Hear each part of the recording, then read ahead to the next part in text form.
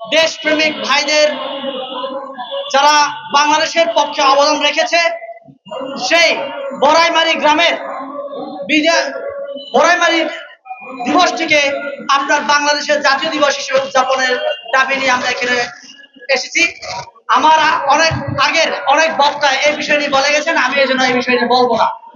আমার কথা হচ্ছে বড়াইমারি গ্রাম কোথায়?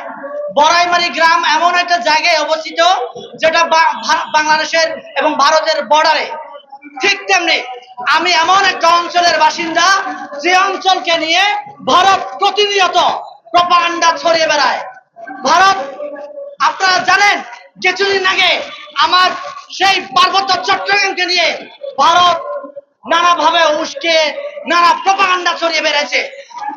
ভারতের ত্রিপুরা রাজ্যের মুখ্যমন্ত্রী সে বলে পার্বত্য চট্টগ্রাম যে কোনো মুহূর্তে তাদের দখলে নিয়ে যেতে পারবে। সেই সাহস এরা দেখাতে পারছে কিভাবে?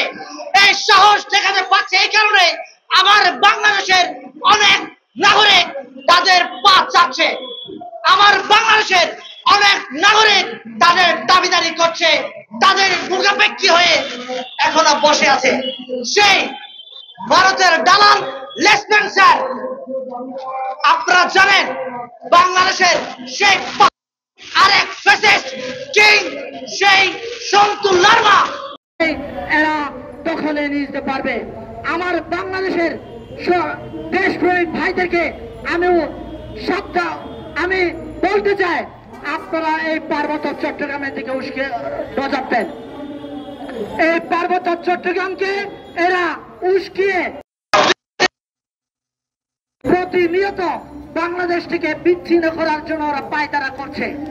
আপনারা সকলে জানেন আমাদের বান্দরবান জেলা এবং সেভেন সিস্টার আর মায়ানমারের দুইটা রাজ্য নিয়ে নতুন রাষ্ট্র বিনির্মাণের জন্য পশ্চিমা বিশ্ব উঠে পড়ে লেগেছে। তাই আমাদেরকে সতর্কতার সহিত এটাকে হ্যান্ডেল করতে হবে। তাই আমার